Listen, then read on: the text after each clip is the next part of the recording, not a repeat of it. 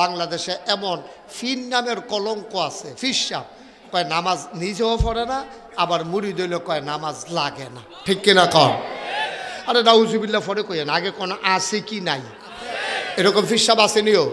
ফির সাহেবের নিজেও নামাজ পড়ে না, আবার মুড়ি দইলে জিজ্ঞাসা, হুজুর আমি এখন কিতা করতাম? কয় কি করবি? কয় নামাজ রোজার ব্যাপারে। আমার কাছে মুড়ি দইয়ে যদি নামাজে ফোরন লাগে, তো আর নামাজ মুড়ি দিছু কীর্তি, তো এটা তো নামাজ দৈন্য তারা পড়বো, তুই আমার এখন মুড়ি না, আমি যেটা করণের লাইন করাম। নাউজুবিল্লাহ কইতেন না? আমি কই আপনার লাইন করবেন, আরেক বেড়া আপনার লাইনের কি অবস্থা হইব এইটা না আপনি টেরবে সারা বেড়া ছুটে দেবে। ধরেন আপনার লাইনের খবর কিতা? আপনি আরেক বেড়ার লাইন করবেন গ্যারান্টি দিতে আছে? আপনার লাইনের কথা আগে চিন্তা করেন না। কিয়ামতের ময়দানও জাহান নামের ফেরেস্তা আব্দুল মালিক জন ড্যানার ধরে একটা ইটা দিয়া জাহান নামের মাইগানো নিয়ে হালাইব, তখন এবার টের পাইব যে কি কারবারটা কইরে আইছে দুনিয়ায়। ঠিক কিনা কও? এইরকম বাংলাদেশে পীর নামের কলঙ্ক, এটা হচ্ছে সবচেয়ে বড় গজবের ব্যাপার। আপনি মদ এটা দেখা যদি কেউ খায়, এটা হলো এক জিনিস, জান্না হুন্না বুজ্জা শূন্যা মদ জান্না খাইছে, যেমন তেমন মানুষে ইচ্ছা করলো। কিন্তু সমস্যা কোন জায়গায় জানে? উফরে দিয়া লেহা দুধ, উফরে দিয়া লেহা কি? ঘুমাইলেছেন সব আপনারা? তো কি হতেন বলছেন এখন? এই যে মঞ্চের তো এটি নামাইয়া তো যারা কথা কয় এরকম তারা উড়ান দরকার। এখন আমি কিন্তু অনেক জায়গায় সেট আপ চেঞ্জ করে লাই, মঞ্চ বইতে হইলে আওয়াজ জুড়ে দিতে হইব। ঠিক না বেঠে? ডরে ডরে মনে করছে নামাই নিলাই, তারা এই আওয়াজ করে দিল নামাই নিলাই ডরে। আমি আওয়াজ ওলা চাইয়া চাইয়া বয়াম করে দিলাম। আওয়াজ করলে থাকতেন পারবেন না, শেয়ার মেয়ার লইয়া করলে ফেটে দেবেন কতক্ষণ পরে। ঠিক না বেঠে? এতক্ষণে আওয়াজ বার হইতে আস। আমিন কর। তোমরা যে কইলাম বইয়ালাইতা কথা তো শুনলা না, খালি মাগরিবের নামাজ জানা হইলাও যে বোয়ানি কতক্ষণ খেলাই থাকতে আমারও চাইলাম বলে আমি দেখলাম কথা কই বইয়ালাইতে একটা কথা শুনে না। আমিন কর। আসেনি এই কারবার? নিজেও নামাজ পড়ে না। ওই যে কইছিলাম মদ বোতলের বাইরে দিয়া লেহা মদ, তইলে যে খাইব বুঝছই না ঠান্ডা মাথায় খাইব, কিন্তু লেহা আছে দুধ। লেহা আছে কি? আমার কথা লেহা আছে কি? উফরে দিয়া লেহা দুধ। কারণ ফারুক হুজুরও তো মনে করছে দুধে ডাক ডাক ডাক ডাক ডাক ডাক করে খাইতে আসে না বেড়ায়, খাইছে পরে না দেখে মাথা ঘুরা, খাইয়া সারছে পরে না দেখছে মাথা ঘুরায়। আমি বলেছি মদের বারে মদ চলুক, যারা মদ খায় খাও, কিন্তু দুধের নাম দিয়ে মদ বেচবে এই কাজ হবে না। ঠিক কিনা কও? তুমি ইসলামের নাম দিয়া ভণ্ড বেসরা কতই আছে। গান বাজনা কত জায়গাতে হয়, গান বাজনা হয়, স্কুলেও গান হয়, 26শে মার্চ হয়, 16ই ডিসেম্বর হয়, এরপরে গিয়া মানুষে বিয়ার মিতে গান বাজায়, ফলাফানে শখ করে এবার শুরু ভাইয়া এবার উৎসব করব। মসজিদের সভাপতি ড্যাক স্যাটাইনা বাইট লাগাইছে, পুরাটা গ্রাম মনে হয় ভূমিকম্প হইতে আছে। এটি কি মাইক? ড্যাকসটের যে বাইক আনছে এমন ঘুমুর ঘুমুর কলব রুহুত গেছে, রুহুত কলব ইয়া করছে আওয়াজে আওয়াজে। ঠিক নি রে? তুমি গানের হারাম জায়গা করো, গোনা হইব, ইমান যাইতো না। কথা বুঝা লইন কইলাম। আপনি গান হারাম এটা জানার পরও আপনি গান করছেন, তাহলে আপনার ইমান যাইতো না, আপনার কবিরা গোনা হইব। আর আপনি যদি কোন গান গাউন জায়েজ কইয়া, সেটা যদি আপনি গান না হোক গান, এই জায়েজ কোনের লগে লগে ওই লুঙ্গিটা খুললে গেলে টের পাওয়া যায়, ইমানটা যে গেছে টেরও পাইতেন না। ঠিক কি না? কম এত মস্কারার বিষয় না ভাই। এটা মদ একবার খাইছে কবিরা গোনা হইছে, কিন্তু এবারে যদি কয় মদ খাওয়ান কোনো কবিরা গোনা টোনা না, এটা আমি ওষুধের মতো ডেলি 2-3 বার করে খায়াম, এটা কোনের লগে লগে এবার রিমান্ডা গেছে। ঠিক কিনা কম? তাহলে আমার কত হলো গানের নাম দিয়া গান হয়, জাতীয়ভাবে হয়, গ্রামীণ পর্যায়ে হয়, প্রাতিষ্ঠানিকভাবে হয়, বিভিন্ন বিবাহ উৎসবে হয়, এটার জন্য গুনাহগার হইব। কিন্তু কেউ যদি কয় গান কোনো না জায়েজ না, এটা জায়েজ আছে, লগে লগে তার ইমানটা যাইব। ঠিক কিনা কম? কারণ তো ফরজ বিধান কবিরারে তে এই হারাম রে হালাল বানাই লেছে, হালাল রে হারাম বানাই লেছে। তো কেউ যদি মদ খায় মদখুর কত মানুষে মদ খায়, তার ইমান যাইতো না, তার কবিরা গোনা হইব। আর কেউ যদি কয় মদ খাইলে কিচ্ছু হয় না, আমি খাইয়া চাইছি খায় আমি সারা জীবন, তার লগে লগে ইমান গেছে গা। এই জন্য আমি বলি মদখুর মদ খাও, কিন্তু মদের বাইরে যে দুধ লেখা আপনি মদ বিক্রি করতে পারবেন না। বেঈমান কাফের বেদিনারা গান বাজনা করে, উরুসের নাম দিয়া, ধর্মীয় নাম দিয়া, ফিরসাবের নাম দিয়া, এই মাহফিলের নাম দিয়া মাগরিবের পরে বিলাত ফইরা রাইত্রা কুদ্দুর গান হইলে গান হবেন, এইটা মেনে নেওয়া যাবে না। ঠিক কিনা কও?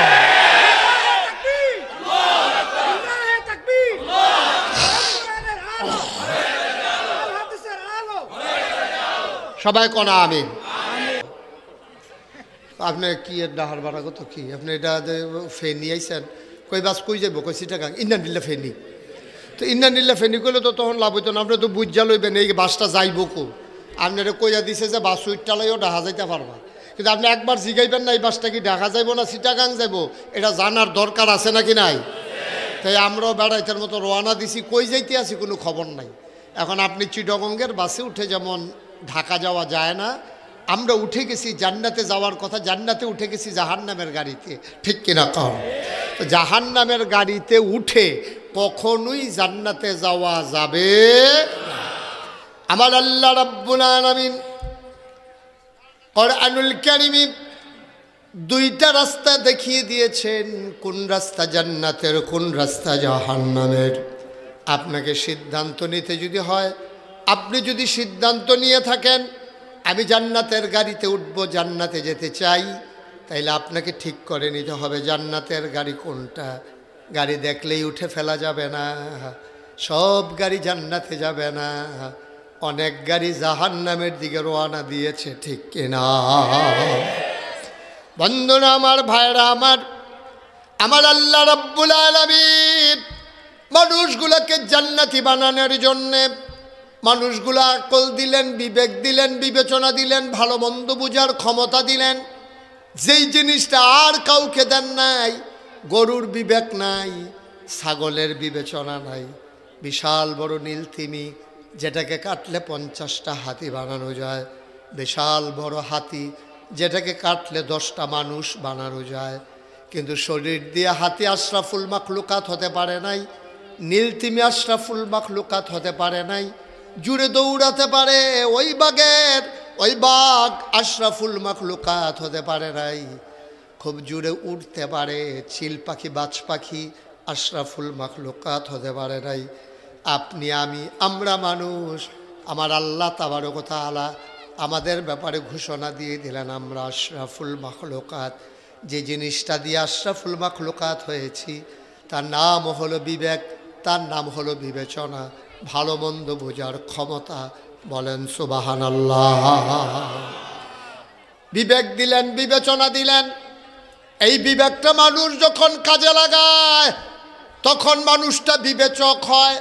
মানুষের সুকুমার বৃত্তিগুলো যখন লালন করে, পশু প্রবৃত্তিকে যেমন দমন করে, আর মনুষ্যত্বের যখন বিকাশ ঘটায়, আর আল্লাহর সাথে যখন কাউকে অংশ দেয় না, তখন মানুষ হয়ে যায় আশরাফুল মাখলুকাত। চোখ থাকলে মানুষ হওয়া যায় না, কান থাকলে মানুষ হওয়া যায় না।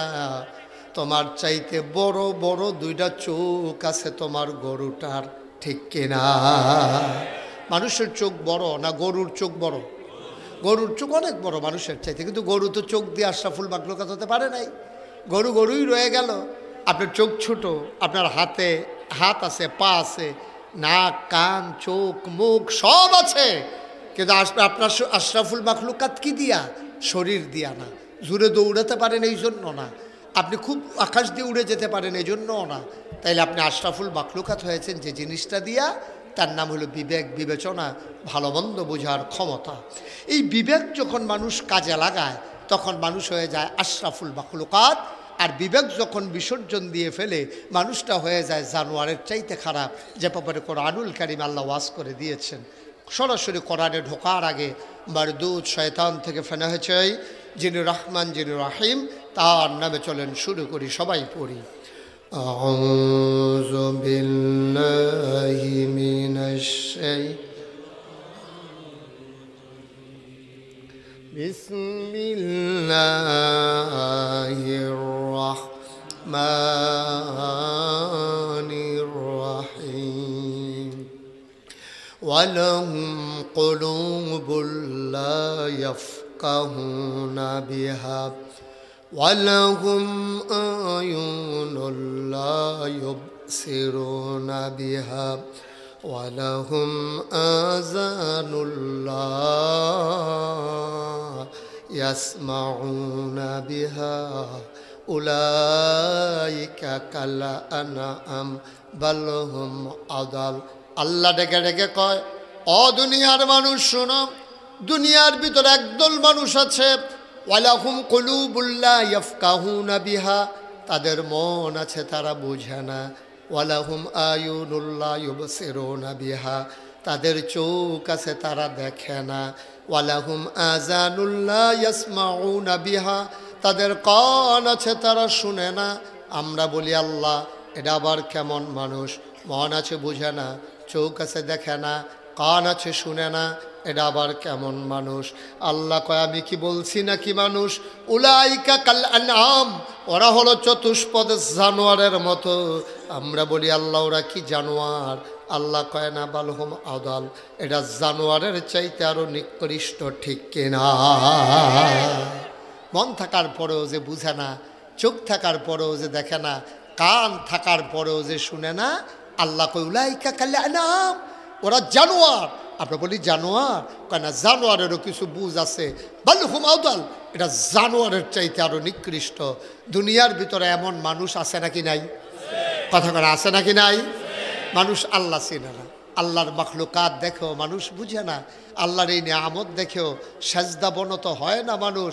মানুষ আল্লাহকে এককভাবে মেনে নিতে পারে না। বন্ধুরা আমার, ভাইরা আমার আল্লাহ রাব্বুল আলামিন এই দুনিয়ার ভিতরে মানুষ বানানোর পরে সবাইকে ডেকে বললেন, কুলু লা ইলাহা ইল্লাল্লাহ। ও দুনিয়ার মানুষ, তোমরা বলে নাও লা ইলাহা ইল্লাল্লাহ।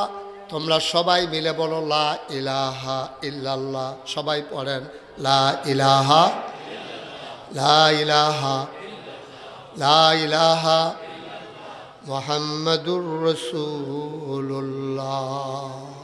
বললাম, হে আল্লাহ, করুণাপুর বাদ আসর মাগরিবের পূর্ব মুহূর্তে প্যান্ডেলার হাজারো জনতা আপনার কথা অনুযায়ী আমরা পড়ে নিলাম লা ইলাহা মুহাম্মাদুর। এবার আমরা কি করব বলে দেন? ও মাওলা, জায়গায় তো আছে দুইটা, হয় জান্নাত নয় জাহান্নাম। আমরা তো জান্নাতে যেতে চাই। আপনার কথা অনুযায়ী পড়ে নিলাম লা ইলাহা ইল্লাল্লাহ মুহাম্মাদুর রাসূলুল্লাহ। এবার বলে দেন দেখি আমরা এবার কি করব? আল্লাহ তাবারক ওয়া তাআলা কয় আকিমুস সালাহ, তোমরা এবার নামাজ কায়েম করো। ইউকিমুনাস সালাহ, নামাজ কায়েম করো। قد أفلح المؤمنون الذين هم في صلاتهم خاشعون। নামাজ আদায় মুমিন হও এমন, যেই মুমিন নামাজ পড়ে ভীত সন্ত্রস্ত হয়ে বুঝলাম ঈমান আনার পরে কলবা পড়ার পরে নামাজ পড়ব, হবে নাকি? আল্লাহ কয় ইন্নাস সালাতা তানহা আনিল ফাহশাই ওয়াল মুনকার। যদি নামাজ তুমি আদায় করো, এবার তুমি মন্দ কাজ খারাপ কাজ থেকে এই নামাজ তোমারে ফিরাই রাখবে। বুঝলাম নামাজ পড়লে মন্দ কাজ খারাপ কাজ থেকে আমাকে আল্লাহ ফিরাই রাখবে। যদি নামাজ না পড়ি হবে কি? যদি নামাজ না পড়ো, এবার আল্লাহর নবী কয় মান তারাকা সালাতা মুতাআম্মিদান ফাকাদ কাফারা। যে ব্যক্তি ইচ্ছাকৃত হাসতে হাসতে অস্বীকার করে, নামাজ ছেড়ে দেয়, মস্কারা করে নামাজ নিয়া, না পড়েও দেখছি কিচ্ছু হয় না। এই কথা বলার কারণে মান তারাকা সালাতা মুতাআম্মিদান ফাকাদ কাফারা, সে মানুষটা ইচ্ছাকৃত নামাজ ছেড়ে দেওয়ার কারণে মানুষটার সাথে সাথে কাফের হয়ে যাবে। বলেন নাউজুবিল্লাহ। তাহলে 1 নাম্বার আমরা ঈমান আনবো, 2 নাম্বার আমরা নামাজ সালাত কায়েম করব। আর যদি ইচ্ছাকৃত নামাজ ছেড়ে দেই তাহলে আমরা কাফের হয়ে যাব, নামাজকে অস্বীকারের নামান্তর হয়ে যাবে। আর কেউ যদি আল্লাহর দেয়া ফরজ বিধানকে অস্বীকার করে, মানুষটার সাথে সাথে কাফের হয়ে যায়।